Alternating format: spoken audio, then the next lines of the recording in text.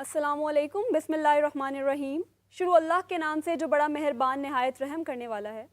میں ہوں آپ کی ہوسٹ مقدس ادریس۔ مفتی آن لائن میں آپ سب کو خوش آمدید، اور میرے ساتھ موجود ہیں حافظ محمد عمران صاحب۔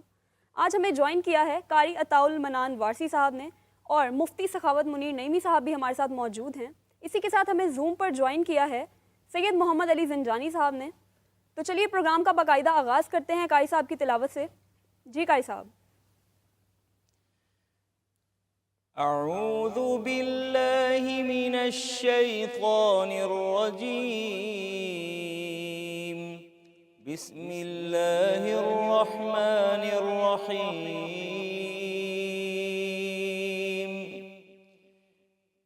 اذا السماء انفطرت واذا الكواكب انتثرت وَإِذَا الْبِحَارُ فُجِّرَتْ وَإِذَا الْقُبُورُ بُعْثِرَتْ عَلِمَتْ نَفْسٌ مَّا قَدَّمَتْ وَأَخَّرَتْ يَا أَيُّهَا الْإِنسَانُ مَا غَرَّكَ بِرَبِّكَ الْكَرِيمِ الذي خلقك فسواك فعدلك في أي صورة ما شاء ركبك كلا بل تكذبون بالدين وإن عليكم لحافظين كراما كاتبين يعلمون ما تفعلون إن الأبرار لفي نعيم وإن الفجار لفي جحيم يصلونها يوم الدين وما هم عنها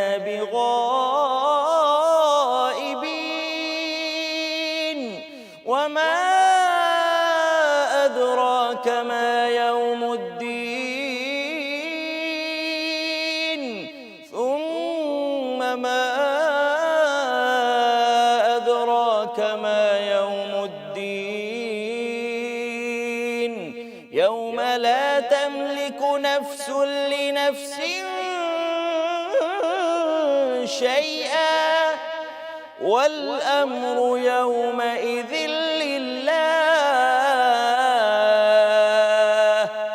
صدق اللہ العلی العظیم۔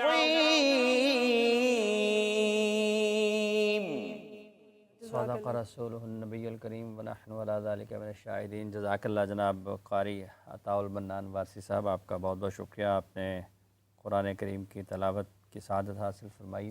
آپ سے گزارش ہے کہ نعت رسول مقبول صلی اللہ علیہ وآلہ وسلم بھی پیش فرمائیں۔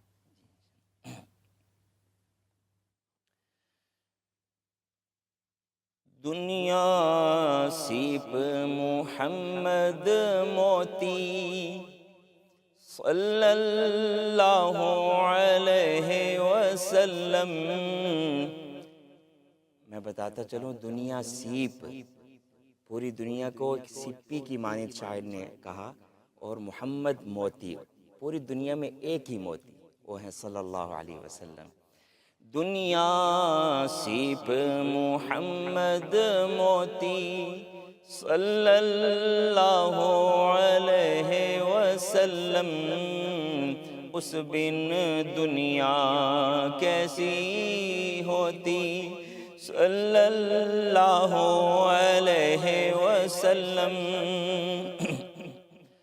گر نہ ہوتا امن جایا خلقت کا غم کھانے والا، گر نہ ہوتا امن جایا خلقت کا غم کھانے والا، خلقت کا غم کھانے والا، خلقت میٹھی نیند نہ سوتی صلی اللہ علیہ وسلم دنیا سیپ محمد موتی صلی اللہ علیہ وسلم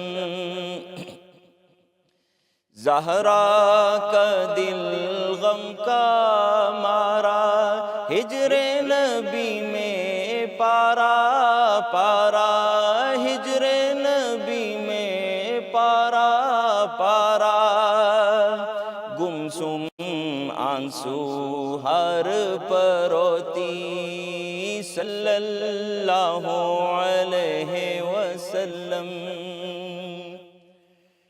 ساجن بن سکھ چین ناوے یاد اس کی دن رین ستاوے ساجن بن سکھ چین ناوے یاد اس کی دن رین ستاوے یاد اس کی دن رات ستاوے دل تڑپے ہے آنکھیں روتی صلی اللہ علیہ وسلم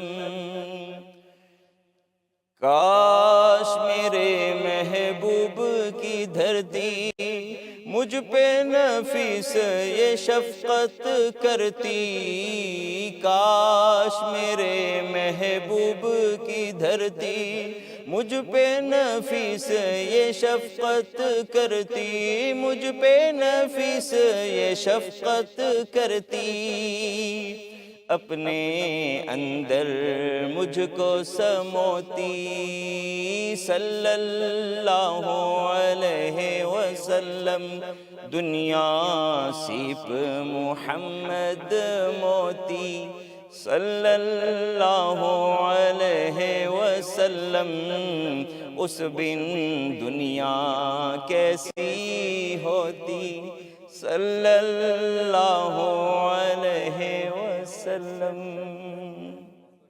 جناب قاری عطاء المنان وارثی صاحب جزاک اللہ، اللہ تعالیٰ آپ کو مزید ہمت اور عطا فرمائے، صحت عطا فرمائے.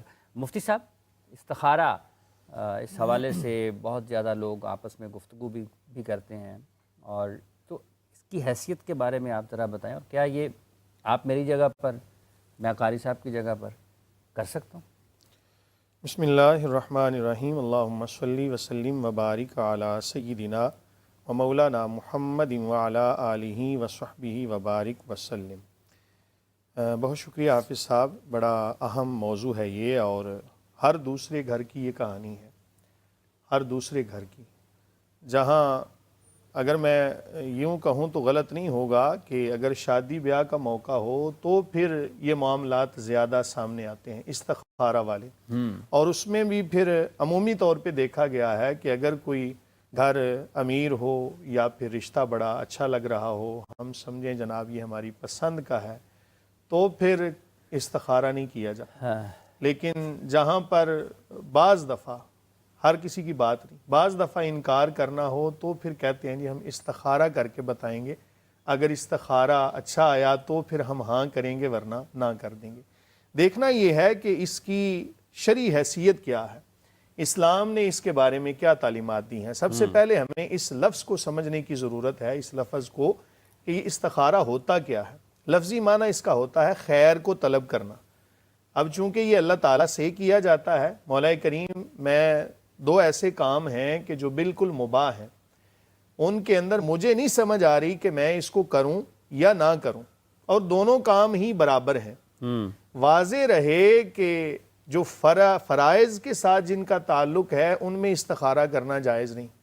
مثلا کوئی بندہ کہے جی میں نماز پڑھوں کہ نہ پڑھوں، بھئی وہ تو فرض ہے، وہ تو پڑھنی ہے. یا کوئی بندہ معاذ اللہ اس بارے میں استخارہ کرے کہ میں جھوٹ بولوں کہ نہ بولوں، بھئی وہ تو شریعت نے بالکل حرام قرار دیا ہے.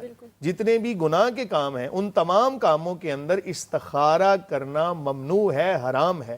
اور جو جن کا تعلق فرائض کے ساتھ ہے اس کے بارے میں بھی ان تمام امور کے بارے میں استخارہ کرنا جائز نہیں ہے. وہ اللہ تعالیٰ نے احکامات عطا فرما دیے.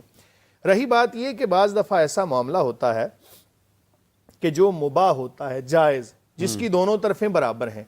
اب اس میں آپ کو ایک علامتی طور پہ بتا دیتا ہوں کہ ایک ایسا معاملہ جس کے بارے میں ہم کسی فرد واحد سے مشورہ کرتے ہیں، ہم کہتے ہیں یار مجھے نہیں سمجھ آ رہی کہ میں فلاں کاروبار کروں یا نہ کروں، یا دو کاروبار ہیں دونوں ہی برابر ہیں، تو کیا میں دونوں میں سے کون سا کاروبار کروں؟ دو جگہوں سے ملازمت کے حوالے سے لیٹر آ گیا، اس نے کہا کہ میں یہ جوائن کروں یا وہ جوائن کروں۔ اب یہ ایک ایسا مسئلہ ہے کہ جس کے بارے میں دونوں چیزیں برابر ہیں، عام بندے سے بھی بندہ مشورہ طلب کر لیتا، تو اس بارے میں اللہ تعالیٰ سے مشورہ طلب کرنا استخارہ کہلاتا ہے۔ مولا کریم میں عاجز ہوں، گناہ گار ہوں، مجھے تو نہیں سمجھ آ رہی، تو قادر مطلق ہے، تو نے ہی مجھے پیدا فرمایا، تو نے ہی یہ دونوں کام میرے سامنے مجھے عطا فرما دیے، اب مجھے نہیں سمجھ آ رہی کہ میں کیا کروں۔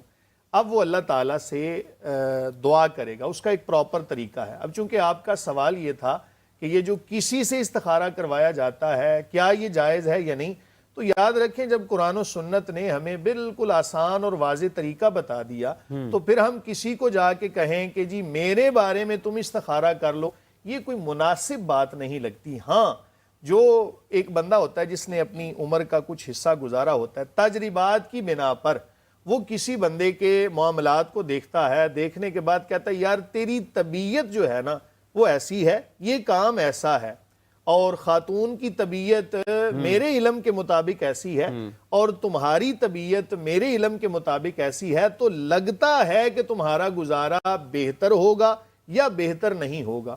اور یہ جو بتانے والا ہے نا اس کو یہ واضح کر دینا چاہیے کہ جو بھی میں بتا رہا ہوں بھائی یہ علم ظنی ہے، یہ کوئی قطعی بات نہیں ہے، یہ نہیں کہ میں نے جو بتا دیا ہے یہ حرف آخر ہے، میں نے اپنے تجربات کی روشنی کے اندر جو تمہیں بتایا ہے اس پر عمل کر لو گے تو مجھے لگتا ہے بہتری ہوگی، بہتری ہو سکتی ہے۔ ٹھیک ہے، تو یہ بہتر یہی ہے کہ جو قرآن و سنت نے ہمیں تعلیمات عطا فرمائی ہے نا اسی کے مطابق پراپر طریقے سے استخارہ کیا جائے، جو پھر اللہ تعالیٰ کی طرف سے اس کو آثار ملیں، اور واضح رہے کہ جو آثار ملتے ہیں نا ان پر بعض لوگوں کے دلوں میں ہوتا ہے پتہ نہیں اب ہمیں یہی کام کرنا ہے، ہم دوسرا کر ہی نہیں سکتے۔ بھئی اللہ تعالیٰ کی طرف سے جو تمہیں ایک اشارہ ملا ہے وہ کام بھی کر لو گے تو بہتر ہے، اگر اس کے برعکس بھی فیصلہ خدا فیصلہ خود کرنا ہے۔ زنجانی صاحب ہمارے ساتھ موجود ہیں، چونکہ استخارہ کا ذکر ہوا ہے، لوگ مشوروں کے لیے مختلف علوم کی طرف راغب ہوتے ہیں، رجوع کرتے ہیں، تو چونکہ یہ ایک شادی والا بھی سوال ساتھ میں شامل ہوا ہے بحث میں، وہ بھی گفتگو رہی ہے چونکہ جب یہ مفتی صاحب نے ذکر کیا۔ زنجانی صاحب، یہ بالخصوص کچھ اہم کاموں سے پہلے لوگ آپ سے بھی رجوع کرتے ہیں کہ جناب میرے ستارے کہاں پر ہیں، کہاں پر کھڑے ہیں، ہل رہے ہیں نہیں ہل رہے ہیں، سفر کروں یا نہ کروں۔ اس حوالے سے آپ بتائیے گا کہ کس حد تک لوگ سنجیدگی کے ساتھ ان چیزوں کے اوپر، اور جو آپ کی طرف آتے ہیں مطلب اسٹرولوجی کی طرف چلے جائیں، ذائچے کی طرف چلے جائیں، ٹھیک ہے، یہ ستاروں کی پوزیشن کے حوالے سے چلے جائیں، تو مذہبی حلقوں کی طرف سے کچھ آپ کو رکاوٹ یا تنقید کا سامنا تو رہتا ہوگا؟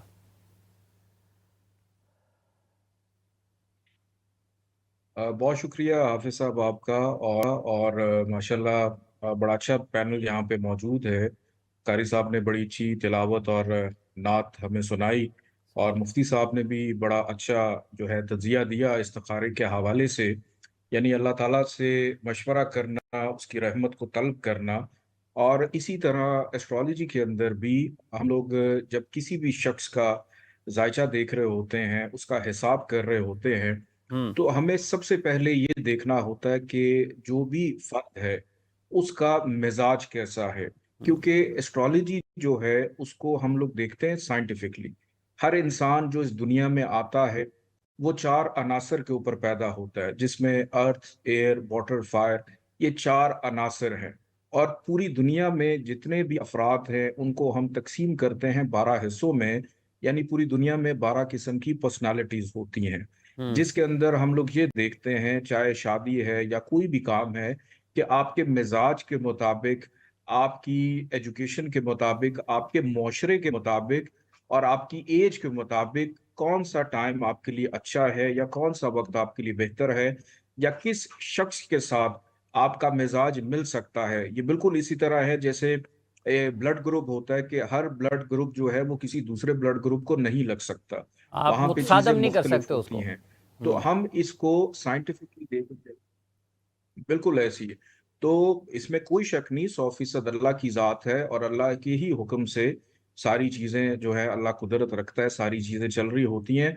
कोई भी एक अच्छा एस्ट्रोलॉजर होगा, वो एक इंसान को गाइड करता है, वो उसको डायरेक्शन देता है कि मिसाल के तौर पे अगर आज बारिश होने वाली है, तो हम छतरी का इस्तेमाल करते हैं, हम कुदरत से लड़ नहीं सकते। हम प्रिकॉशंस करते हैं कि हम गीले होने से बच जाएँ, लेकिन चींटे फिर भी पड़ जाते हैं।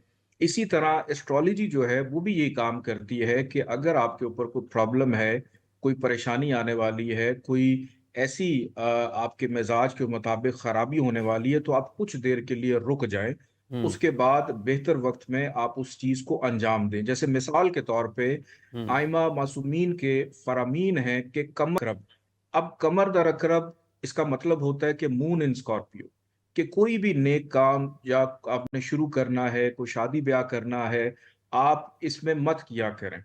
आप इसमें रुक जाया करें, ये जब वक़्त गुज़र जाए फिर उसके बाद फिर इसी तरह सूरज ग्रहण लगते हैं, चाँद ग्रहण लगते हैं। अभी ये 8 अप्रैल को तारीख का 30 साल के बाद बहुत बड़ा सूरज ग्रहण लगा था। पूरी दुनिया जी कहती है हाफिज़ साहब, कि आप सूरज ज़ंदानी को ना साहब, देखें, उससे माज़रत के साथ नेगेटिव आपकी वेव्स बात निकलती काट रही हैं, हूँ। आप एहतियात करें।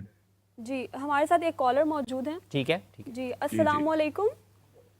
अस्सलाम वालेकुम। फातिमा वाले बात कर रही हूँ लाहौर जी से। जी फातिमा मेरा फरमाइए। सवाल मेरा सवाल ये है कि एक पामिस्ट थे, उन्होंने ना मेरा हाथ देखा था और उन्होंने मुझे कहा था कि तुम्हारी ना 2 मंगनियाँ होंगी। एक तुम्हारी अपनी मर्जी से होगी जो नहीं चलेगी, और दूसरी होगी तुम्हारे अम्मा अब्बा की मर्जी से जो चलेगी। लेकिन अब हुआ तो ऐसा ही है, मंगनियाँ तो हुई 2 ही हैं, लेकिन चली दोनों ही नहीं है, दोनों ही खत्म हो गई हैं। तो ये तो ना बात हाँ में आई ना ना में आई। तो इस बात की क्या मतलब है कि अब कैसे इंसान जान सकता है कि सच्चाई थी या नहीं थी, या क्या है इसके हवाले? ठीक है, ये जवाब आपका लेते हैं। पहले चूँकि ये ज़ंजानी साहब की तरफ जाएगा पहले सवाल, और फिर वापस आएगा मुफ्ती साहब की तरफ, क्योंकि पामस का जिक्र हुआ है। तो ज़ंजानी साहब, ये आपने सवाल सुना होगा, इस पर आप अपनी राय दीजिएगा, फिर मुफ्ती साहब से जानते हैं।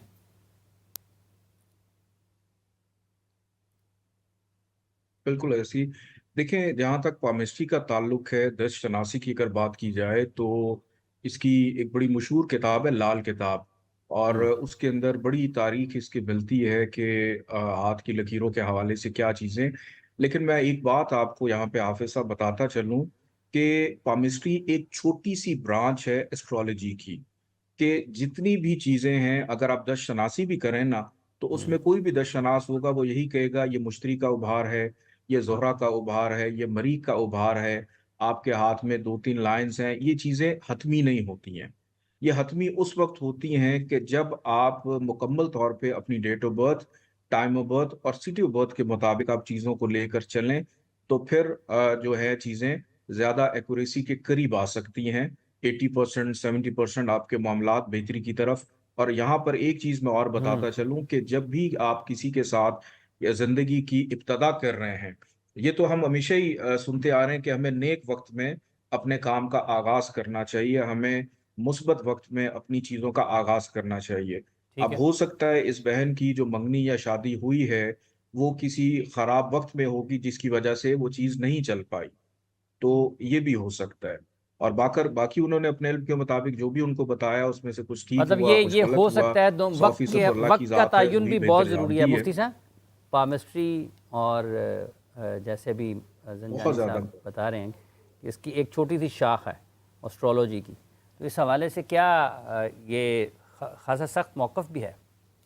बिस्मिल्लाहिर्रहमानिर्रहीम। देखें, मैं तो आपको कुरान और सुन्नत से जो तालीमात मिलती हैं वही अर्ज़ कर सकता हूँ। बाकी किसी फ़न का जो माहिर होता है वो उसके बारे में ज़्यादा बेहतर बता सकता है। या रही बात ये कि अभी बात हुई बदशगुनी की, तो इस्लाम के अंदर बदशगुनी लेना जायज़ नहीं है। ये तो बिल्कुल वाज़े तौर पे हदीस के अंदर भी मौजूद है कि किसी चीज़ को कह देना कि ये मेरे लिए मनहूस है, ये गलत है। हाँ, अच्छा शगुन ले सकते हैं आप, जैसा कि अभी इन्होंने वो हदीस की तरफ इशारा भी किया कि रसूलुल्लाह सल्लल्लाहु अलैहि वसल्लम का फरमान ज़ीवकार जिसका है कि जो नेक काम होता है, रसूलुल्लाह सल्लल्लाहु अलैहि वसल्लम के तो तमाम काम ही नेक हैं, वो सिर्फ हमें समझाने के लिए कि जब तुम किसी काम का आगाज़ करो तो बुध से आगाज़ करो। تو اس کا مطلب یہ نہیں کہ منگل کو شروع کیا گیا کام غلط ہے، صرف یہ کہ اچھا شگون آپ لیتے ہیں، جمعہ کے دن کسی کام کا آغاز کرتے ہیں یا بدھ کے دن یا پھر پیر کے دن، اس امید کے ساتھ کہ رسول اللہ صلی اللہ علیہ وآلہ وسلم اس دن دنیا میں تشریف فرما ہوئے، تو اگر اچھا شگون لیتے ہیں یہ تو ٹھیک ہے، اور یہ کہہ دینا کہ فلاں وقت میں یہ کام شروع ہوا تھا اس وجہ سے غلط ہے۔ زمانے کو برا کہنے کے حوالے سے واضح طور پر حدیث بھی موجود ہے، حدیث قدسی ہے کہ اللہ تعالیٰ فرماتا ہے کہ بندہ مجھے معاذ اللہ، یہ صرف بتانے کے لیے سمجھانے کے لیے کہ بندہ مجھے غلط کہتا ہے، گالی دیتا ہے، مولا کریم تیری ذات تو ان تمام کوئی قسم کے عیوب و نقائص سے پاک ہے، تو فرمایا جب بندہ زمانے کو برا کہتا ہے تو وہ مجھے میری طرف چونکہ زمانے کا خالق میں ہوں تو میری طرف وہ برائی کی نسبت کرتا ہے۔ تو بہن کے جہاں تک سوال کا تعلق ہے، چونکہ انہوں نے گمان کر لیا تھا اور یقین کر لیا تھا کہ ایسا ہوگا، میرے خیال سے اس یقین کی وجہ سے معاملات خراب ہوئے۔ اگر وہ ان تمام باتوں کو جو علم نجوم کے ماہرین نے بتائی تھیں یا دست شناس جو تھے انہوں نے بتائی تھیں، صرف ان تمام باتوں کو اس معنی میں لیتی کہ ایسا ہو بھی سکتا ہے اور ایسا نہیں بھی ہو سکتا، اللہ تعالیٰ بھی حافظ صاحب بندے کے ساتھ ویسا معاملہ فرماتا ہے جیسا اس کا گمان ہوتا ہے۔ اب ایک بندہ دیکھیں بدھ کے سامنے بیٹھا ہوا ہے اور وہ مانگ رہا ہے کھانا، اللہ تعالیٰ کی ذات رزق تو اسے بھی عطا فرماتی ہے لیکن اللہ کی رضا اس میں نہیں ہے، ٹھیک ہے؟ تو گمان جیسا بندے کا ہوتا ہے نا ویسا بعض دفعہ معاملہ ہو جاتا ہے۔ تو میرا یہ مشورہ ہوگا تمام سننے والوں کو کہ اگر آپ کسی کے ایسے بندے کے پاس جاتے ہیں، ویسے تو بہترین حال یہ ہے کہ اللہ تعالیٰ کی ذات پہ یقین کامل ہونا چاہیے، ویسے ہاتھ دکھانا ٹھیک ہے، لیکن دیکھیں یقین کامل کے ساتھ دکھائیں گے غلط ہوگا۔ ہاں اگر کچھ آثار دیکھ کے کوئی بندہ اپنی رائے نرمی گنجائش ہے، بہتر یہ ہے کہ نہ دکھایا جائے، بہتر یہ ہے کہ اس سے بچا جائے۔ دیکھیں نا اس طرح آپ کا جو توکل ہے نا اللہ تعالیٰ کی ذات پہ، وہ ایک تذبذب کا شکار ہو جائے گا۔ آپ سمجھیں گے کہ پتہ نہیں ایسا ہی ہوگا، اور جب آپ کے ذہن میں وہ چیزیں چل رہی ہوں گی نا تو بعض دفعہ ویسا ہی ہو جائے گا، تو آپ کا یقین اس بات پہ کامل ہو جائے گا، اللہ تعالیٰ کی ذات سے آپ کا توکل ہٹ جائے گا۔ تو اس لیے میں یہ کہنا چاہوں گا کہ مطلب آپ کا یہ مسلمان زنجانی صاحب کے پاس جو جاتے ہیں ان کا توکل ہٹ جاتا ہے؟ نہیں، دیکھیں زنجانی صاحب کے پاس جائیں یا کسی کے پاس بھی جائیں، میرا مقصد کسی بھی فرد واحد پہ تنقید کرنا یا کسی کو اس معنی میں غلط کہنا نہیں کہ کوئی کس طرح کر رہا۔ انہوں نے بڑی اچھی تمہید باندھی، اور میں نے زندگی میں اس سے پہلے جو یہ تمہید ہے نا جو انہوں نے شروع میں باندھی کہ بلڈ گروپ کی مثال دی، اور یہ بڑی اچھی چیزیں ہیں جو علم ضنی کے طور پر آپ ان کو لے سکتے ہیں، اس میں کوئی حرج نہیں۔ لیکن بات یہ ہے نا کہ اگر بندے کو کوئی مشکل وقت آ جاتا ہے تو بندہ اس حدیث کو پڑھے، رسول اللہ صلی اللہ علیہ وآلہ وسلم نے فرمایا جس کا مفہوم ہے کہ بندہ مومن کو تو کانٹا بھی چبھ جائے تو اللہ تعالیٰ فرماتا ہے کہ اس کی خطائیں مٹا دو، صدقات لکھ دو۔ تو اگر اس کو نعمت ملتی ہے شکر ادا کرتا ہے، اللہ قرآن میں فرماتا ہے وَمَنْ شَكَرَ فَإِنَّمَا يَشْكُرُ لِنَفْسِهِ، کہ جو بندہ شکر ادا کرتا ہے اس کے شکر کا فائدہ اسے ہی ہے۔ تو زندگی میں جیسا وقت بھی آ جائے نا وہ اللہ کی اطاعت سمجھ کے گزاریں گے، صبر کر کے گزاریں گے، تو اللہ فرماتا ہے ان اللہ مع الصابرین، اللہ صبر کرنے والوں کے ساتھ ہے۔ تو مشکلات بعض دفعہ ہمیں اللہ کے قریب کرنے کے لیے آتی ہیں، ہم ان سے تنگ آ کے تو پھر ایسی چیزوں کی طرف چلنا شروع ہو جاتے ہیں کہ جو ہمیں اللہ تعالیٰ کے توکل سے نا وہ ہٹا دیتی ہیں۔ زنجانی صاحب جی قاری صاحب سے میرا ایک سوال ہے، میں اس بارے میں ایک بات کرنا چاہوں گا، کھل کر ذرا بتائیں نا عوام کو کہ ہاتھ دکھانا اس بارے میں شریعت مطہرہ میں ممانعت ہے۔ کسی شخص کو بھی ہاتھ دکھانا اس مقصد کے لیے کہ یہ مجھے میرے آگے کے جو امور ہیں ان کے بارے میں خبر دے گا، ٹھیک ہے، اس لیے لوگ جا کے ہاتھ دکھاتے ہیں کہ مجھے بتائیں کہ میں فلاں جگہ شادی کرنے لگا ہوں یا لگی ہوں، ٹھیک ہے، میرے لیے بہتر ہے یا نہیں۔ یہ تو اللہ تعالیٰ کو علم ہے، شریعت میں منع کیا گیا کسی کو ہاتھ جا کے دکھانا، واضح طور پہ حدیث پاک میں موجود ہے۔ ایک حدیث میں یہاں تک آتا ہے کہ جو شخص اللہ تعالیٰ کے ساتھ کسی کو شریک نہ ٹھہرائے اور کسی نجومی کے پاس جا کے ہاتھ نہ دکھائے وہ شخص جنت میں داخل ہوگا، ٹھیک ہے۔ اس کے اگر برعکس دیکھا جائے، جو شخص جا کے ہاتھ دکھائے گا اور یقین رکھے گا کہ اس نے جو بتایا ہے بالکل صحیح ہے، مفتی صاحب نے کہا کہ یقین نہیں رہا، مفتی صاحب نے یقین کامل نہ ہو۔ آپ اگر ضنی طور پہ دیکھیں نا کسی بھی علم کو، آپ مثال کے طور پہ قرآن میں آتا ہے کہ اللہ تعالیٰ ہی کے لیے یہ چیزیں خاص ہیں، بارش کب ہوگی، کوئی مادہ جو ہے وہ کیا جنے گی، مذکر جنے گی یا مؤنث جنے گی، یہ تمام کی تمام چیزیں جو ہیں یہ اللہ تعالیٰ کے ساتھ خاص ہیں، یعنی غیب کا علم اللہ تعالیٰ کے لیے خاص ہے۔ لیکن اب ہم دیکھتے ہیں کہ محکمہ موسمیات والے کچھ آثار و واقعات دیکھ کر بتا دیتے ہیں فلاں وقت میں بارش ہوگی. اب اس کا مطلب یہ نہیں جو انہوں نے کہہ دیا ہے وہی ہوگی, انہوں نے تو آثار دیکھے وہ تو بعض اوقات یہ بتاتے ہیں جی کہ بہت تیز بارش ہوگی, نہیں ہوتی. بعض اوقات بارش کا کوئی امکان ہی نہیں ہوتا, بارش جو ہے وہ رکتی نہیں ہے, شروع ہو جاتی ہے. اب دیکھیں الٹرا ساؤنڈ ہے تو اس کے اندر بتایا جاتا ہے کہ یہ مادہ جو ہے یہ مذکر پیدا کرے گی یا مؤنث, یعنی اس کے پیٹ میں بیٹا ہے یا بیٹی.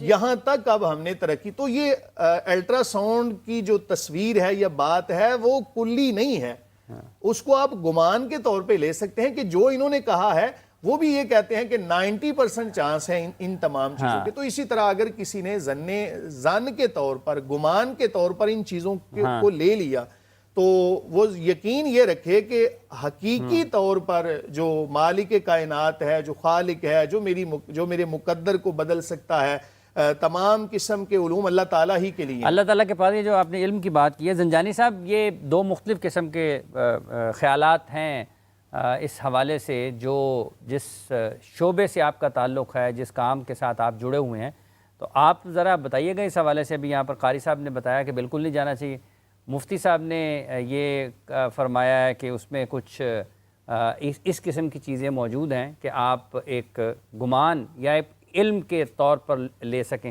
اچھا قاری صاحب, جب ہم یہ بات کرتے ہیں, قاری صاحب آپ بتائیں, اب جیسے ابھی محکمہ موسمیات کی ایک مثال پیش کی قاری صاحب نے, الٹرا ساؤنڈ کے حوالے سے بھی ذکر کیا ہے. اگر میں نے فرض کر لیں کہ کسی دوسرے شہر جانا ہے, میں آپ کے پاس ہی آ جاتا ہوں, قاری صاحب مجھے جانا چاہیے یا نہیں جانا چاہیے, تو جو بڑے بڑے لوگ ہیں, مطلب جو حکومتی شخصیات ہوتی ہیں, وہ تو ایک شہر سے دوسرے شہر جانے سے پہلے جن کے ساتھ ان کا عقیدہ ہوتا ہے, جن کے ساتھ وہ محبت کرتے ہیں, عقیدت رکھتے ہیں, ان کے پاس جاتے ہیں کہ سائیں دسو کہ میں لاہور جاواں یا نہ جاواں. جی, اس بارے میں واضح حدیث پاک میں بھی موجود ہے. حضرت جابر رضی اللہ تعالی عنہ سے بھی روایت ہے کہ رسول اللہ صلی اللہ تعالی علیہ وسلم نے ارشاد فرمایا کہ کوئی بھی کام میں جب تردد پیدا ہو جائے, ٹھیک ہے, یہ سفر کا ظاہر معاملہ ہے, اس میں بھی اگر تردد پیدا ہو گیا مجھے جانا چاہیے یا نہیں جانا چاہیے, تو اس سلسلے میں اپنے رب سے استخارہ کیا کرو. اسی طرح سے ایک اور روایت بھی شامی میں موجود ہے, حضرت انس رضی اللہ تعالیٰ. اچھا مفتی صاحب, ایک اور قطع کلامی کی معذرت چاہتا ہوں, یہ بالکل آپ اس میں بتائیے گا. زنجانی صاحب آگے ہیں, زنجانی صاحب کی رائے لیتے ہیں پھر یہ, لیکن یہ ہے کہ جب ہم بالکل کہیں جگہ پر پھنس جاتے ہیں نا, تو پھر تو ہمیں اللہ کے سارے حکم یاد آ جاتے ہیں. مطلب اگر اور تو ہم کہیں پورا کریں نا, لیکن جب میں نے سفر کرنا ہے کہ اللہ نے کیا استخارہ کرنا ہے, استخارہ کر لو, شریعت نے استخارہ کی اجازت ہے. باقی 99.99 کام وہ جو شریعت کے بغیر ہوں, تو ایک استخارے پہ آ کر زنجانی صاحب سے لیتے ہیں رائے. زنجانی صاحب, آپ نے سنا ہے قاری عطاء المنان وارسی صاحب کو بھی اور مفتی صاحب کو بھی, قاری صاحب کا یہ ماننا ہے جی بالکل شرعن ٹھیک نہیں ہے, یہ اسٹرولوجی بالکل ٹھیک نہیں ہے. مفتی صاحب کہتے ہیں آپ علم کے طور پر آپ یقین کامل نہ ہو تو آپ اس حد تک آپ اس کو ایسے گمان کے طور پر دیکھ سکتے ہیں. بالکل حافظ صاحب, دیکھیں اس کے اندر بات یہ ہے کہ ہم آج تک یہی نہیں سمجھ سکے کہ ایسٹرالوجی ہے کیا.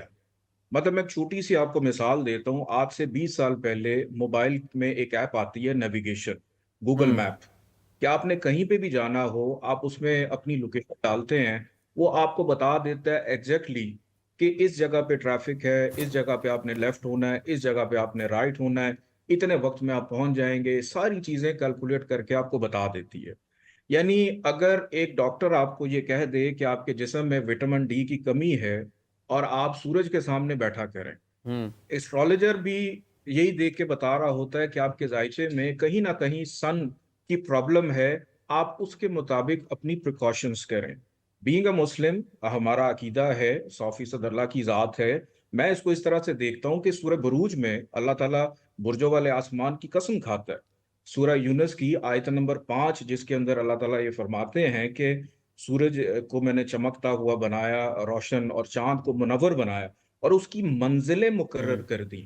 یہ جو منازل ہیں نا, یہ ہماری ایسٹرالوجی کے اندر کہ مون جب پوری دنیا کا چکر لگا رہا ہوتا ہے تو وہ 27 منازلیں ہیں. ہر منازل یعنی ہر ٹرانزٹ کے اوپر وہ ایک اثر دے رہا ہوتا ہے. اور ہر انسان, جیسے سمندر ہے, جب 14ویں کا چاند ہوتا ہے تو سمندر کی لہریں ابھرتی ہیں زیادہ. جب پہلی کا یا اماوس کی راتیں ہوتی ہیں تب سمندر کمزور ہو جاتا ہے. پھر خواتین کے ایام منسلک ہوتے ہیں. ہیومن گروتھ پلانٹس کے ساتھ منسوب ہے. ہمارے بلڈ کی جو سرکولیشن ہے وہ مارس کنٹرول کر رہا ہوتا ہے. پھر اس کے بعد ہماری داڑھی کے جو بال نکلتے ہیں، ہمارے ٹیسٹ برڈز ہیں کہ اگر میں سورج کو ایک لمحے کے لیے غائب کر دوں تو ہمیں کھانے کا ٹیسٹ ہی نہیں آئے گا، وہ ختم ہو جائے گا. کہ اللہ تعالیٰ نے آسمان میں سورہ انبیاء، پھر اس کے بعد سورہ قمر ہے، پھر اس کے بعد بہت ساری ایسی سوروں کے اندر اللہ تعالیٰ نے کہا ہے کہ علم رکھنے والوں کے لیے اس میں نشانیاں ہیں. اور ہم بھی اگر ایسٹرالوجی کر رہے ہوتے ہیں تو ہماری بھی کوشش یہی ہوتی ہے کہ خدا نخواستہ ہم کوئی دعویٰ نہیں کرتے یا کسی کو گمراہی کے اس میں نہیں لے کر آتے، ان کو گائیڈ کرتے ہیں کہ آپ اپنے یہ صدقات دیں. اب صدقہ کرنے کا حکم جو ہے وہ ہمارے مذہب میں بھی ہر انسان کی جان اور مال پہ واجب ہے کہ وہ اپنا صدقہ دے. آج سے پہلے ہماری دادی، ہماری مائیں بچوں کے سر سے لال مرچیں وار کے پھینک دیتی تھی کہ بچے کی ضد کم ہو جائے، اس کا غصہ ٹھنڈا ہو جائے. لیکن ایک ایسٹرالوجر جب بتاتا ہے کہ اس کا تعلق مارس کے ساتھ ہے، مارس جو ہے وہ اگریشن پیدا کرتا ہے، مارس غصہ دیتا ہے، مارس جو ہے وہ جنگ و جدل کا سیارہ ہے، اس کی وجہ سے اس کے اندر یہ ضد آ جاتی ہے. پھر کیوں بزرگ یہ کہتے تھے کہ چڑھتے ہوئے چند وچ کم کریا کرو، کہ مون جب اچھی پوزیشن پہ جا رہا ہو تو اس وقت جو ہے وہ کام کرنا چاہیے. تو ہم اس کو سائنٹیفکلی لیتے ہیں. دیکھیں ریلیجس پوائنٹ آف ویو وہ ایک ڈیفرنٹ چیز ہے. اب تو ناسا کی بھی سائٹ پہ آپ جائیں تو ناسا بھی باقاعدہ یہ بتاتی ہے کہ جوپیٹر جب اپنی پوزیشن چینج کرتا ہے تو وہ زمین پہ کیا اثرات، یہ جو گلوبل وارمنگ ہے، اب گلوبل وارمنگ جب ہوتی ہے تو وہ ہر معاشرے پہ، ہر انسان پہ ذاتی حیثیت سے اثر انداز ہوتی ہے. ہر انسان کا ایک خالہ نور ہے، قوس و قزح کے 7 رنگ ہیں، اور ان 7 رنگوں کو ہر پلانٹ کنٹرول کر رہا ہوتا ہے. اس میں جب کمی ہوتی ہے، اس میں جب زنجانی صاحب اس کا مطلب یہ ہے، اس کا مطلب یہ ہے کہ یہ اس کو ایک علم کے طور پر لوگ لیتے ہیں، اور اس کو ایک علم کے طور پر ہی، جیسے آپ نے حوالہ دیا، قرآن کی آیات کا حوالہ دیا ہے. مفتی صاحب آپ اس کے اوپر ذرا ضرور فرمائیے گا. جی بالکل ایسا ہی ہے. قرآن مجید فرقان حمید میں ارشاد باری تعالیٰ تبارک الذی جعل فی السماء بروجا وجعل فیہا سراجا وقمرا منیرا. اگر آپ اس کی تفسیر کو کھولتے ہیں بالکل بروج کا ذکر ملتا ہے. آپ تفسیر جلالین کھول لیں اور کوئی بھی تفاسیر جو ہیں تو بروج کا ذکر، پھر ان کی منازل کا ذکر، والسماء ذات البروج. بالکل. تو یہ بروج اور اس کے اندر کواکب، یہ تمام چیزیں قرآن کے اندر موجود ہیں. صرف اور صرف میرا جو بات کرنے کا مقصد یہ تھا کہ کسی بھی علم کو سوائے قرآن و سنت کے، کسی بھی علم کو آپ لیتے ہیں تو وہ آپ علم کلی کے طور پر نہیں لیتے. آپ کو اس کو ضمنی طور پہ لینا ہے کہ یہ ایسا ہو سکتا ہے. اس کے برعکس بھی ہو سکتا ہے. جب آپ یہ بتا دیں گے نا کسی کو کہ آپ کے جو اشارات ہیں، آپ کی پیشانی یہ بتا رہی ہے، آپ کے جو سیارے ہیں یا آپ کے ستارے وہ یہ بتا رہے ہیں، آپ نے اپنے علم کی روشنی میں جو بھی رائے قائم کی تو آپ اس کو حتمی رائے نہ کہیں. آپ اس کو صرف یہ کہہ دیں کہ میرا علم یہ کہتا ہے کہ ایسا ہو سکتا ہے. لیکن اگر ظاہر ہے اللہ تعالیٰ چاہے تو اس کے برعکس بھی ہو سکتا ہے. جس طرح میں نے ابھی محکمہ موسمیات کی مثال دی، الٹرا ساؤنڈ کی مثال دی، اور یہ تمام چیزیں اس بات پر دلالت کر رہی ہوتی ہیں کہ ہمارا جتنا بھی علم ہے وہ سب کا سب علم ناقص ہے. علم کامل اللہ تعالیٰ کی ذات ہے، اور جو قادر مطلق ہے، ہمارے تمام تر معاملات اللہ تعالیٰ کے سپرد ہیں. میں اس پہ ایک چھوٹا سا واقعہ بھی بتاتا ہوں. ایک پامسٹر کہہ لیں یا جس طرح زنجانی صاحب ہیں اپنے فن کے ماہر ہیں، انہوں نے بڑی اچھی تمہید باندھی. وہ ایک بندہ آ گیا تو اس نے اپنا ایک امام صاحب تھے، ان کو آ کے بتایا کہ جی میرا علم یہ کہتا ہے. تو آپ نے اس کو سمجھانے کے لیے کہا کہ یہ جو گھڑی ہے اس کے اوپر ابھی ٹائم کیا ہو رہا ہے. اس نے کہا مثال کے طور پہ 12:30 ہو رہے ہیں. تو مثال دے رہا ہوں. تو اس نے کہا جی 12:30 ہوں گے. آپ نے فرمایا کہ یہ جو بڑی سوئی ہے اس کی بڑی، یہ کتنی دیر کے بعد 12 کے اوپر جائے گی؟ اس نے کہا جی 30 منٹ کے بعد. تو آپ نے کیا کیا؟ آپ اٹھے تو آپ نے اس سوئی کو گھما کے تو 12 پہ لے گئے. تو آپ نے کہا کہ اب بتاؤ کتنی دیر میں آئی؟ اس نے کہا جی چند سیکنڈ میں. آپ نے فرمایا یہی میں مسئلہ تمہیں سمجھانا چاہتا ہوں کہ ایک معاملہ چل رہا ہوتا ہے. اب اس نے کہا جی کوئی بیرونی طاقت آئی جس نے اس کو گھما کے تو 12 پہ لے گی. آپ نے فرمایا یہی تو مسئلہ تمہیں سمجھانا چاہتا ہوں کہ ہم بعض دفعہ اپنے علم کے مطابق دیکھ رہے ہوتے ہیں فلاں سیارہ یا فلاں ستارہ یا کسی بندے کے معاملات ایسے چل رہے ہیں، لیکن اللہ تعالیٰ چاہے یعنی وہ طاقت آئی, اس نے اپنا عمل دکھایا اور اس طاقت کی وجہ سے وہ کام پہلے ہو گیا یا اس سے پیچھے ہو گیا. تو اتنی سادہ سی اچھا اس میں یہ بڑی دلچسپ چیز ہے, آپ کے پاس کچھ ہے کوئی کال تو نہیں؟ چلیں لے پھر. جی ہمارے ساتھ ایک کالر موجود ہیں. السلام علیکم. جی فرمائیے. میرا خیال ہے کال ڈسکنیکٹ ہو گئی. ہاں ڈسکنیکٹ ہو گئی ہے. جی السلام علیکم جی, کون صاحب محترمہ کہاں سے ہیں؟ جی ٹوٹ گئی ہے لائن جی منقطع ہو گئی. اچھا قاری صاحب ویسے تو یہ اب جب ہم اس کی تفصیلات میں جاتے ہیں نا, جیسے قاری صاحب نے بتایا ہے, زنجانی صاحب نے بھی ذکر کیا ہے, اس کو مذہبی حوالے سے بھی دیکھا جائے. فرض کر لیں کہ آپ میرے پیر صاحب ہیں, اب مجھے آپ سے بہت عقیدت ہے, میں کسی بھی کام کے لیے آپ کے پاس گیا, مشورے کے لیے گیا, رہنمائی کے لیے گیا, مشکل میں تھا, پریشانی میں تھا, آپ کے پاس گیا. اب آپ کو میں نے حالات و واقعات بتائی دیے, تو یہ بھی سننے میں آتا ہے لوگ, وہ کچھ نہیں ہوتا, بات اللہ خیر کرے گا, کچھ نہیں ہوتا. جی سننے میں آتا ہے تیرے واسطے میں دعا کر رہے ہیں تیرے جی واسطے. ایسے ہی ہو رہا ہے. میں نے اکثر دیکھا ہے کچھ آستانوں میں بھی ایسا ہو رہا ہے, کچھ عاملوں کے ہاں, پیروں فقیروں کے ہاں بھی. اور یہ جو دیواروں پہ باہر اشتہار لکھے ہوئے نظر آتے ہیں, بنگالی بابا وغیرہ, نجومی اور اس طرح کے سارے اشتہارات ہم پڑھتے رہتے ہیں. یہ ہو رہا ہے ایسا. میں حدیث پاک کے حوالے سے اس بارے میں بات کروں گا. حدیث پاک میں آتا ہے ما خواب من استخار وما ندم من استشار. ٹھیک ہے, اگر جو اپنے رب سے استخارہ کرے گا کسی بھی معاملے میں تو وہ کبھی بھی نقصان میں نہیں ہوگا. اور جو اپنے کسی بزرگ سے, ٹھیک ہے, اپنے کسی بڑے سے جو تجربہ کار بھی ہو, جس سے اس کے ذاتی معاملات, دینی معاملات بھی رہتے ہوں, اپنے استاد سے بھی رہتے ہوں, ٹھیک ہے, اس سے اگر مشورہ کرے گا, ٹھیک ہے, تو وہ بھی نادم نہیں ہوگا. تو یہ سنت ہے مشورہ کرنا.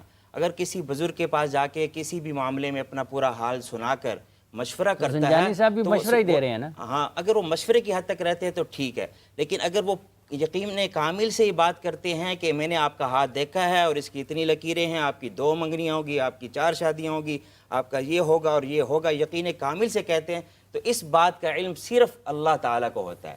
ہاں عقل استعمال کر, ذاتی تجربے سے باتیں کر سکتے ہیں, کچھ اشارے ملتے ہیں اس وجہ سے باتیں کر سکتے ہیں, یا کچھ کتابوں میں کچھ اشارے لکھے ہوتے ہیں کہ بھئی ایسا ہوگا تو یوں ہوگا, ایسا ہوگا تو یوں ہوگا. وہ اشارے جو ملتے ہیں ذاتی تجربوں کی بنیاد پہ بعض مرتبہ لوگ باتیں کر دیتے ہیں, وہ اللہ کی طرف سے ہونی ہوتی ہیں. اب لوگوں کو یہ یقین ہو جاتا ہے جی فلاں پامسٹ کے پاس ہم گئے تھے, فلاں نجومی کے پاس گئے تھے, اسی نے کر دکھایا سب کچھ. یہ یقین رکھنا کہ فلاں پیر نے, فلاں بزرگ نے, فلاں نجومی نے, فلاں بنگالی بابے نے, فلاں آستانے کے پاس جا کے ہم نے یہ باتیں کی ہیں اور اس نے کوئی پتہ نہیں کیا دم پڑ دیا یا کچھ کر دیا اور ہمارے سارے کام حل ہو گئے, اس بندے پہ یقین رکھنا ہی جائز نہیں. مفتی صاحب کو پورا اٹیک کر رہے ہیں. نہیں, مفتی صاحب کی بات نہیں کر رہا, میں جنرل بات کر رہا ہوں. استخارے کی طرف آ جاتے ہیں. میرے خیال سے مجھے بتائیے گا کہ استخارے کا صحیح طریقہ کیا ہے اور اس کے اندر ہاں یا نہ کا ہونا ضروری ہے. ہاں دیکھیں, استخارے کا صحیح طریقہ سنت سے ثابت ہے. رسول اللہ صلی اللہ تعالی علیہ وسلم نے ارشاد فرمایا, میں پہلے بھی حدیث سنانے لگا تھا, حضرت جابر رضی اللہ تعالی عنہ سے روایت ہے, بخاری شریف کی روایت ہے, باب عند الاستخارہ صفحہ نمبر 944 جلد نمبر 2 میں یہ حدیث پاک موجود ہے کہ رسول اللہ صلی اللہ علیہ وسلم نے فرمایا کہ اے جابر اپنے رب سے استخارہ کر لیا کرو. پھر حضرت جابر رضی اللہ عنہ نے فرمایا آپ صلی اللہ علیہ وسلم استخارے کی تعلیم ہمیں ایسے دیا کرتے تھے جیسے قرآن پاک سکھایا کرتے تھے. اور پھر اس کے بعد آپ نے فرمایا کہ 2 رکعت نفل پڑھ کر, استخارے کے نیت سے نفل پڑھنے ہوتے ہیں, 2 رکعت نفل پڑھ کر اپنے رب سے خیر مانگ لیا کرو. اب استخارے کا معنی ہی یہی ہوتا ہے کہ خیر مانگنا. ٹھیک ہے, جب بندے کسی شادی کرنی ہو یا کاروباری معاملات ہوں یا کوئی اور بھی کام ہو, کسی بھی امر میں تردد پایا جا رہا ہو کہ میں کروں یا نہ کروں, اس وقت اپنے رب سے خیر طلب کرنی ہوتی ہے. اور اللہ تعالیٰ سے بندہ خیر طلب کرتا ہے تو اللہ تعالیٰ اس میں ضرور خیر پیدا فرما دیتے ہیں. جیسے حدیث پاک میں آتا ہے ما خاب من استخارہ, وہ شخص کبھی بھی نقصان میں نہیں ہوگا جو استخارہ کر لے گا. تو استخارہ خود کرنا ہوتا ہے, کسی کے پاس جا کے کروانا یہ ثابت ہی نہیں. مفتی صاحب سنت طریقہ یہ خود کریں. مفتی صاحب 1 مرتبہ, 2 مرتبہ, 3 مرتبہ, مقبول اوقات کون سے ہیں؟ مطلب کب پہلی مرتبہ آپ نے کیا ہے تو نہیں ہوا, آپ کو کچھ نہیں سمجھ آئی, دوسری مرتبہ, کتنی مرتبہ آپ کر سکتے ہیں؟ دیکھیں جہاں تک تعلق ہے نا کہ کن اوقات میں کیا جائے اور کیسے کیا جائے، تو بالکل اس کے بارے میں واضح فرمان رسول صلی اللہ علیہ وآلہ وسلم موجود ہے کہ 2 رکعت نماز ایکسٹرا ادا کرو اس نیت کے ساتھ کہ اللہ تعالیٰ مجھے بہترین مشورہ عطا فرما دے۔ اب ظاہر ہے اللہ تعالیٰ ڈائریکٹ کسی بندے کے ساتھ کلام تو نہیں فرمائے گا، وہ اشارہ کرنے کا جو ایک اللہ تعالیٰ کا ایک مبارک طریقہ ہے، وہ کسی بندے کے یا تو دل میں ڈال دے گا وہ بات، یا پھر اس کو خواب کے اندر کچھ اشارات مل جائیں گے۔ یہ 2 طریقے ہیں۔ اب انہی تمام چیزوں کو مد نظر رکھتے ہوئے جو شارحین حدیث ہیں، اس حدیث کے تحت انہوں نے لکھا کہ بندے کو چاہیے کہ عشاء کی نماز پڑھے، عشاء کی نماز پڑھنے کے بعد 2 رکعت ایکسٹرا ادا کرے، ایکسٹرا 2 نفل ادا کرنے کے بعد اس دعا کو پڑھے۔ وہ جو بخاری کے اندر بھی ہے اور متعدد کتابوں کے اندر موجود ہے، بالکل معروف ہے۔ اس کے حوالے سے تو مطلب یہ حوالہ ذکر کرنا بھی اس وجہ سے وہ عجیب لگے گا کہ یہ تو معروف ہے بالکل۔ تو اس دعا کو پڑھ لے، عربی میں نہیں آتی، اگر بہتر تو یہ ہے کہ عربی میں پڑھے، کیونکہ رسول اللہ صلی اللہ علیہ وآلہ وسلم کا جو مبارک طریقہ ہے وہ عربی کے اندر ہی، اسی طرح اس کو یاد کر لے، نہیں تو اوپر سے دیکھ کے پڑھ لے۔ جہاں پر وہ آتا ہے کہ مولا کریم میرا یہ معاملہ، امر کا لفظ جہاں پہ آتا ہے وہاں پہ اپنی حاجت کا تذکرہ کر دے، اس کے بعد اللہ کی بارگاہ میں التجا کر لے، دعا کر لے تو بہتر ہے۔ نہیں بھی اگر کرتا تو یہ بذات خود ایک دعا ہے۔ دعا کرنے کے بعد سو جائے، سونے کے بعد اگر بالفرض خواب کے اندر اس کو کوئی سفیدی نظر آتی ہے، ایک کالر لے لیں یہاں سے، پھر آگے کہ یہ ایک سونے والا جو ہے، اس کے بعد آگے اس کو لے کر چلتے ہیں۔ جی السلام علیکم جی، کون صاحب محترمہ کہاں سے ہیں؟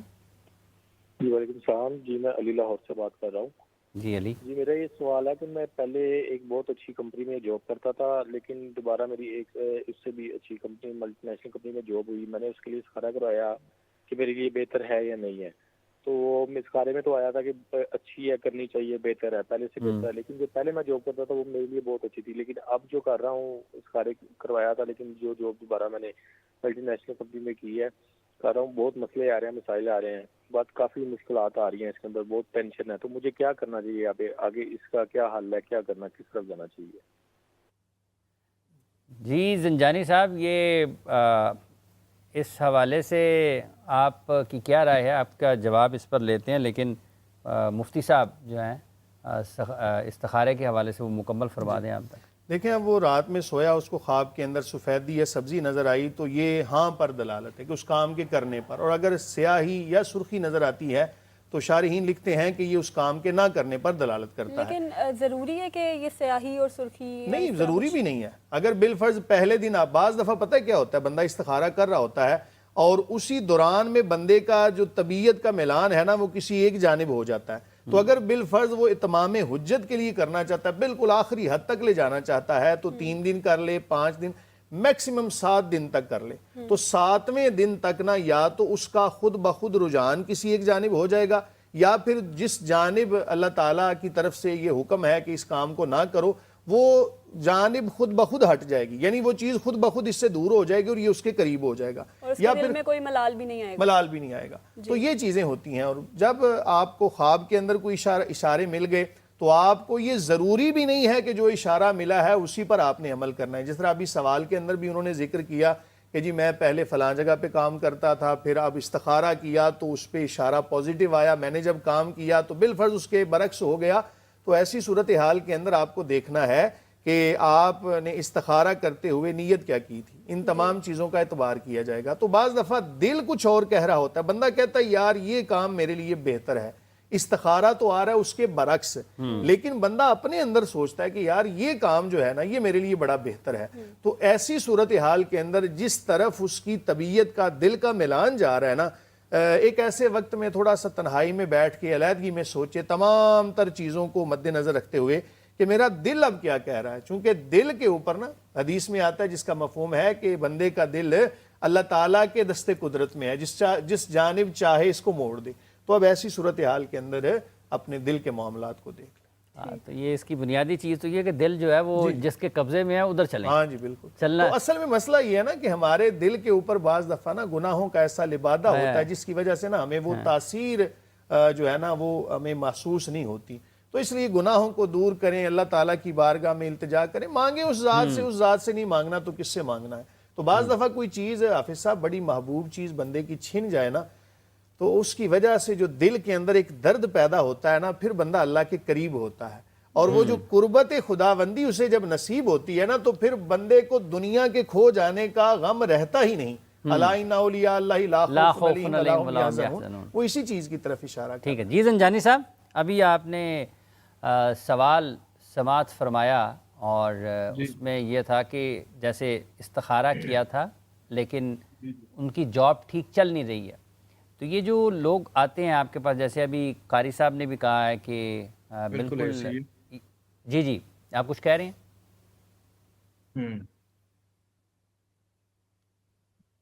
جی بالکل حافظ صاحب، ایسا ہے کہ ان صاحب نے جو استخارہ کیا وہ پازیٹیو آیا، پھر اس کے بعد انہوں نے جاب اپنی تبدیل کی. ابھی جنرلی چونکہ مجھے نہ تو ان کی ڈیٹ آف برتھ پتہ ہے، نہ مجھے ایگزیکٹلی ان کا نام میں سن سکا، آواز کم آ رہی تھی، تو وقتی طور کے اوپر جو میں نے اپنی کیلکولیشن کی اس کے مطابق مرکری خراب چل رہا ہے، جس نے 23 مئی کے بعد بہتر ہونا ہے. اگر یہ تحمل مزاجی سے اپنے کام کو دل جمی کے ساتھ کرتے رہتے ہیں تو وہی مفتی صاحب والی بات کہ ان کا دل لگ جائے گا، کہ انہوں نے جاب تو تبدیل کر لی لیکن اس ماحول کو ابھی دلی طور پہ قبول نہیں کیا، جو کہ آنے والے دنوں میں اچھے انداز میں انشاءاللہ امید ہے کہ ہو جائے گا. اب اچھا یہاں پہ زنجانی حافظ صاحب، یہ بھی تو یہ میں سوچ آپ کو کا کہنا کس حد چاہوں تک گا، اس میں کیونکہ عمل دخل ہوتا ہے کہ ایک شخص اگر پاکستان کے کہیں پر اندر کام کے لیے گیا اسٹرالوجی ہے، پڑھاتا بھی ہوں. زنجانی صاحب اگر کوئی شخص کسی نئی جگہ پر کام کے لیے گیا ہے اور اس کو کچھ نہ کچھ تو وقت چاہیے ہوگا نا وہاں پر ماحول میں خود کو ڈھالنے کے لیے، اور وہ یہ سمجھے کہ شاید میرے لیے یہ ہے ہی برا، میرے لیے کچھ اور ہی گڑبڑ ہو گئی ہے. مطلب انسانوں کو انسانوں کے ساتھ ملنے میں، ہم آہنگی پیدا ہونے میں، تال میل میں کچھ وقت تو لگتا ہے.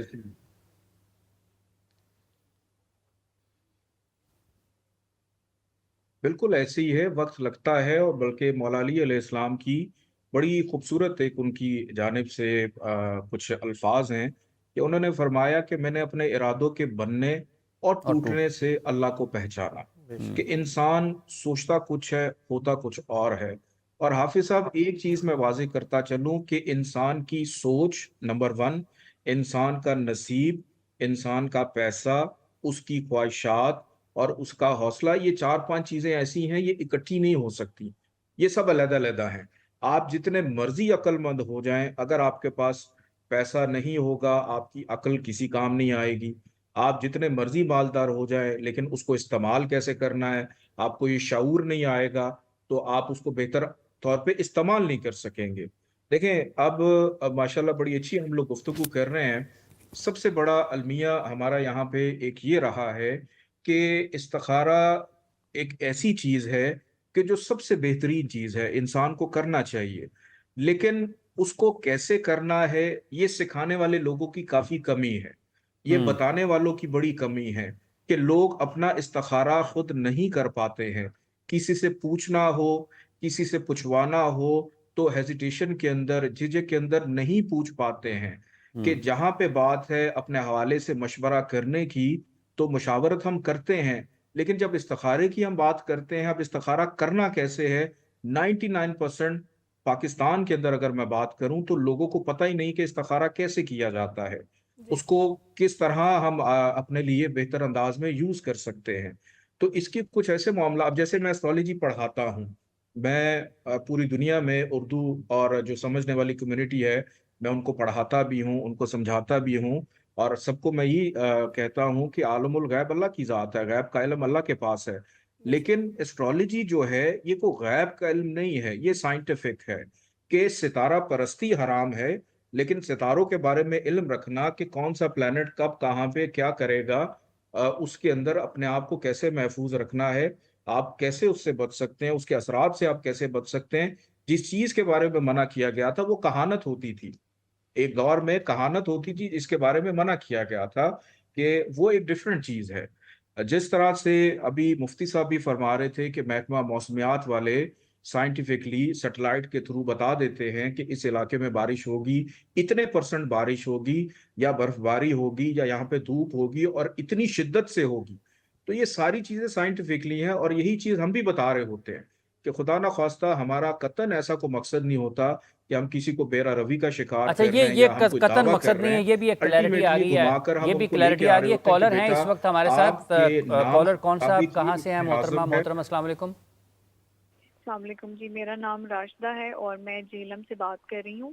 میرا سوال یہ ہے کہ ایک ہم نے دکھایا تھا، میری بیٹی کا ہاتھ ہم نے دکھایا تھا اور اس میں انہوں نے کہا تھا کہ اس کی پہلی شادی جو ہے وہ ناکام ہو جائے گی، گھریلو ناچاکیاں ہوں گی، اور دوسری شادی جو ہے وہ کامیاب ہو جائے گی۔ اب میری بیٹی کا جو رشتے کا سلسلہ ہے وہ چل پڑا ہے اور اب مجھے رشتے دیکھنے میں بھی دقت محسوس ہو رہی ہے اور مشکل ہو رہی ہے، کیونکہ میرے دل میں بھی اور میری بیٹی کے دل میں بھی ڈر بیٹھا ہوا ہے کہ پہلی شادی جو ہے وہ ناکام ہو جائے گی، کامیاب نہیں ہو سکے گی۔ تو اب مجھے کیا کرنا چاہیے؟ مفتی صاحب۔ بسم اللہ الرحمن الرحیم۔ دیکھیں، اگر آپ کو کسی نے چیلنج کیا ہے کہ آپ کی پہلی شادی ناکام ہوگی تو آپ اس چیلنج کو قبول کریں نا، ان کی بات کو آپ غلط ثابت کر دیں۔ آپ اپنی طرف سے حتی الامکان پوری کوشش کریں، تمام تر جو اسلامک تعلیمات ہیں ان کو پڑھیں اور اپنے خاوند کو ہمیشہ خوش رکھنے کی کوشش کریں۔ پہلی بات تو یہ ہے۔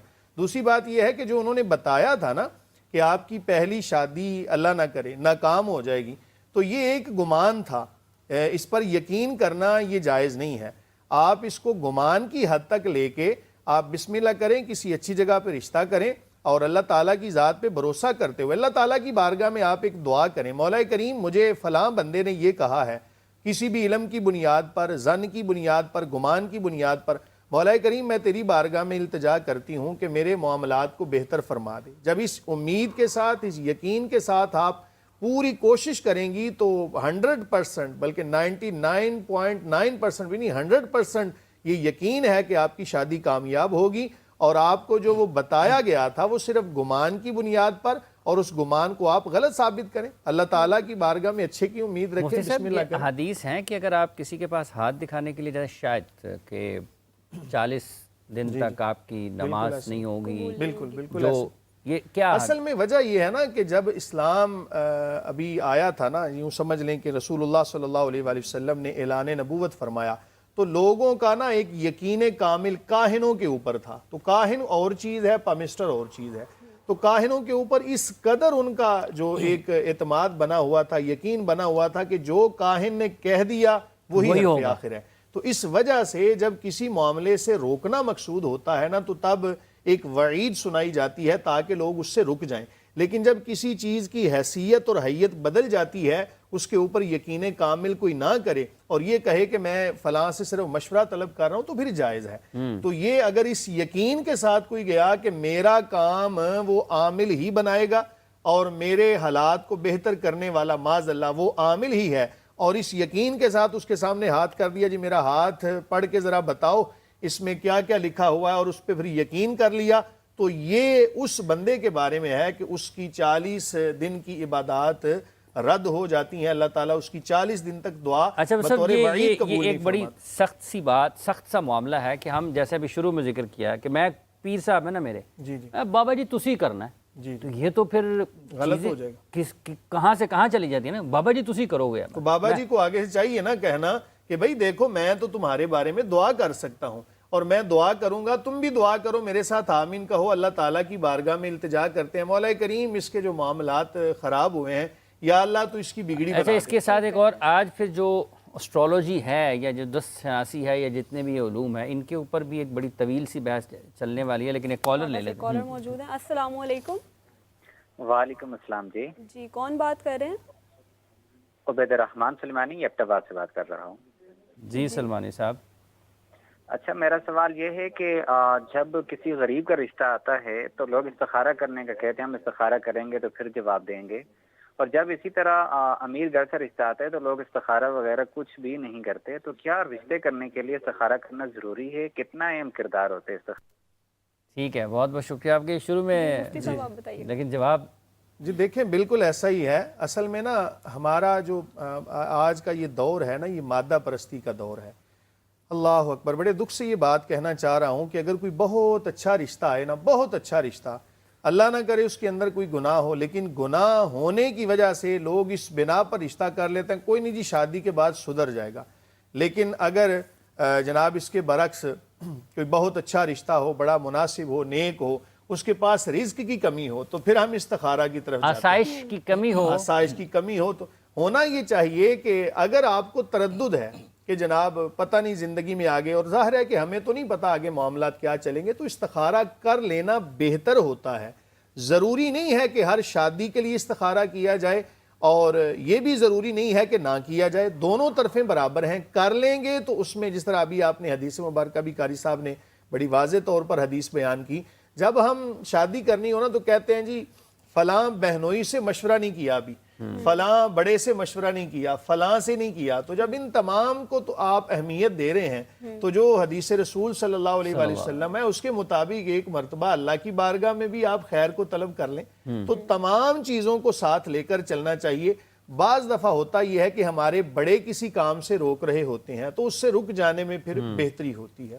تو بہرحال دونوں طرفیں جناب برابر ہیں۔ آپ نے ایبٹ آباد سے سوال کیا، دونوں طرفیں برابر ہیں، کر لیں گے تو اس میں انشاءاللہ العزیز بھلائی ہوگی، نہ کریں گے تو اس میں کوئی گناہ نہیں ہے۔ ہم یہ نہیں کہہ سکتے کہ کسی نے استخارے کے بغیر نکاح کر لیا تو اس نے کوئی جرم کر لیا ہے، بڑے ایسے معاملات کاہن جی اچھا ایک اور بات ہے، جیسے ابھی آپ نے کاہن کا ذکر کیا تھا تو حدیث سے جی آپ نے حدیث کا حوالہ دیا، تو آج یہ جو سوال یہ ہے کیا ہم وہ پھر اسی طرف اس کا آتی ہے؟ دیکھیں جو اصل میں کاہن ہوتے تھے نا وہ تو علم کلی کے طور پہ بتایا کرتے تھے، اپنے آپ کو ظاہر بھی اسی طرح کیا کرتے، کہتے تھے جو ہم نے بتا دیا وہی چیز حق ہے اور اس کے برعکس کرو گے تو تمہیں نقصان۔ جس طرح پارہ نمبر 7 کے اندر جہاں پہ شراب کی حرمت بیان کی نا، یا ایھا الذین آمنوا انما الخمر والمیسر والانصاب والازلام رجس من عمل الشیطان فاجتنبوہ،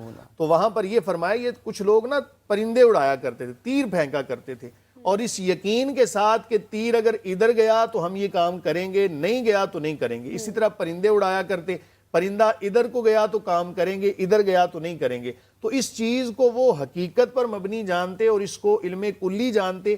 اس چیز سے منع کیا گیا ہے کہ بدشگونی نہ لو، آپ یوں سمجھ لو کہ میری بگڑی بنانے والا اللہ تعالیٰ ہے، میرے تمام تر معاملات اسی کے سپرد ہیں۔ ایک بہت ایک مکتبہ فکر میں یہ بھی ہے کہ یہ جو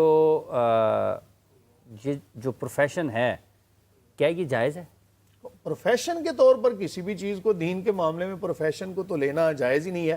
پروفیشن حافظ صاحب وہاں پہ آتا ہے، تنخواہ یا وظائف کا ذکر وہاں پہ کیا جاتا ہے جہاں پہ دین کا حرج ہو رہا ہو۔ مثلاً اگر ہم آج بند کر دیتے ہیں جی بالکل ہر بندہ بالکل رضائے الہی کے حصول کے لیے کوئی وظیفہ نہیں لے گا، اور اذان بھی بالکل بغیر معاوضہ کے پڑے گا، حالانکہ اذان کا معاوضہ نہیں ہوتا، صرف وہ نماز جو وقت دیا جاتا ہے اس کا معاوضہ۔ اسی طرح قرآن پڑھانے پر، حدیث پڑھانے پر جو اجرت ہے اس کو بالکل بند کر دیں، تو اس وجہ سے نا دین کا نقصان ہوگا۔ نقصان کیا ہوگا؟ ظاہر ہے کہ ہر بندہ پھر اپنے معاش کے پیچھے جائے گا، تو حدیث تو اس طرح نہیں پڑھا پائے گا، تو اسی طرح وہ کوئی واعظ و نصیحت بھی اس طرح نہیں کر پائے گا۔ تو اس لیے کوئی مناسب سا وظیفہ مختص کر دیا جاتا ہے کہ دین کا نقصان نہ ہو۔ جہاں پر دین کے نقصان کی بات نہ ہو وہاں پر اس کو پروفیشن بنانا یہ شرعی طور پہ جائز نہیں ہے۔ کوئی اگر اپنی مرضی سے آ کے آپ کو کوئی نذرانہ دے دیتا ہے، کوئی آپ کو ہدیہ، نذرانہ بھی نہیں اس کو کہنا چاہیے، ہدیہ کہنا چاہیے، کوئی آپ کو تحفہ دے دیتا ہے آ کے، آپ نے اس کو کوئی اچھا مشورہ دیا اس امید پر نہیں کہ مجھے تحفہ دے، لیکن ہمارے ہاں الٹی چال چل رہے ہیں۔ پیر صاحب کا مقصد یہ ہوتا ہے کہ لوگ مجھے نذرانے دیں، اور سب سے بڑھ کے آج جو یہ مطلب دین کو نقصان دیا ہے نا، یہ ایسے پروفیشنل جو پیرانے نظام ہے نا، بڑی معذرت کے ساتھ، جو صرف جنہوں نے لبادہ، اولیاء اللہ کی بات نہیں کر رہا، ان لوگوں نے کہ جنہوں نے ظاہری لبادہ پہن لیا ہوتا ہے، ٹھیک ہے انہوں نے جی نقصان۔ زنجانی صاحب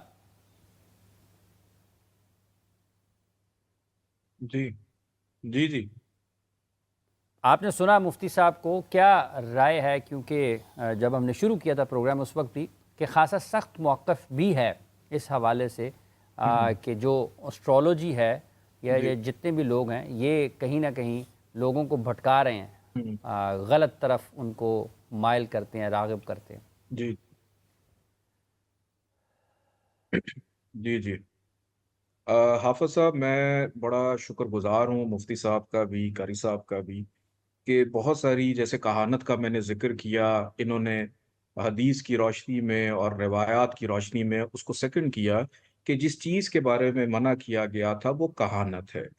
اب ایسٹرالوجی کی اگر ہم بات کریں تو اس میں بڑا واضح طور پہ، مثال کے طور پہ، ایک شخص اگر اس کو شوگر ہو جائے تو ڈاکٹر اس کی شوگر ختم نہیں کر سکتا، اس کو ریورس نہیں کر سکتا۔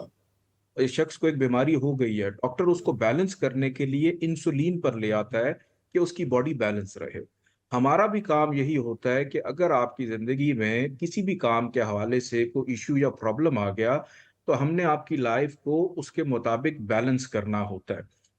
اور موقف جو ہے، اب ہماری ایک بک ہے قرآن، سائنس اور نجوم، جس میں بڑا ڈیٹیل میں، خیر کبھی موقع ملا تو اس پہ ہم گفتگو کرتے رہیں گے، کہ اسلامک پوائنٹ آف ویو کے مثال کے طور پہ پاکستان میں ہمارے پاس اس علم کے اوپر ہمیں سمجھانے اور سکھانے والا کوئی نہیں ہے۔